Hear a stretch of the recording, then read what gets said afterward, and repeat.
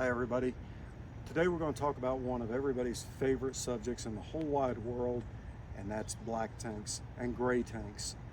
I see a lot of talk on forums and groups about lyometers. Your tank sensors in your tanks, they don't work. Actually they do, they work. The problem is they're just fouled up with everything we put down those tanks, and I mean everything we put down those tanks. There's a lot of things that we can do to help that. I hear a lot of times people say, just get used to it. Wait till the toilet burps and then it's time to dump.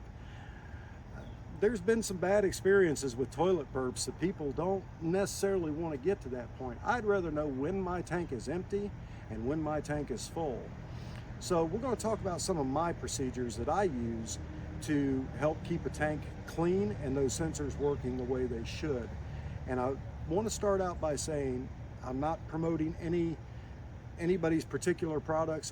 These are some of the things that I use. And if you want to use that or find a better source or a better alternative, that's great.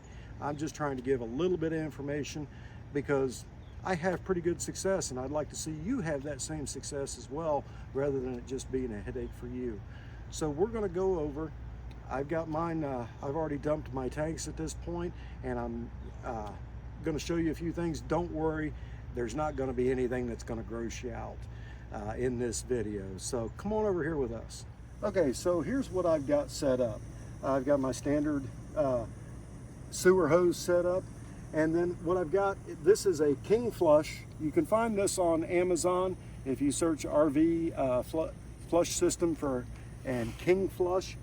And then also I've got my hose, and I've got this Save-A-Drip water meter. And if you can see right now, of course, it's upside down to what you're looking at, but it's counting down how much water is going into the system. So I've got this valve closed. So this is allowing the water pressure to build back up through the pipes, and in this case, back up into my gray tank, because as I promised, we don't want to see anything that we don't want to see. So while that backfills, my tank holds about 53 gallons of water. So I like to put back in about 45 gallons of water into the system. What this does, if you think about erosion, a little bit of water doesn't move very much. But a lot of water going really fast moves things. And it can move cars, it can move houses. Water is a good force. Let's use it to our benefit. So this helps me keep track of where my water intake is going, so I don't put too much in, and really too little, because too little is just as much your enemy as too much. So this is at about 24 gallons right now, so I'm just going to go ahead and shut this off. Like I said, I would normally fill it up much higher than that. But then, once that's done, I go ahead and lift this valve, and you'll see the pressure that is generated. And even though this tank is clean and my sensors were showing empty before I did all this, you can still see that there's a lot of cloud and a lot of stuff floating around in there. Like I said before, you take a bath, you dump the bathtub.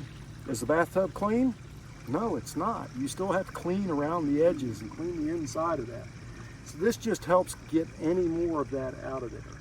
So, and like I said, water is your friend, and most of us do not pay for metered water when we're at a campsite.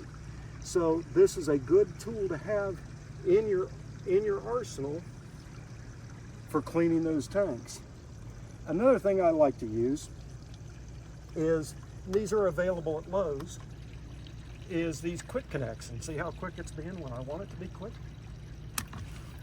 That allow me to quickly disconnect my hose and move it over to my wet bank. And I also have one on the intake of my black tank flush. So most times when you're talking to your dealer, they say, well, just put, hold the pedal on your toilet for 2 or 3 minutes to put water into your black tank, to prime your black tank. My tank is 53 gallons. I like to start out with about 8 gallons of water. But how do I know that I'm putting 8 gallons of water in? Well, I use my black tank flush system. I plug that in directly and I just turn on the water and I watch and I wait till it gets to 8 gallons and it's primed and ready to go for the next use.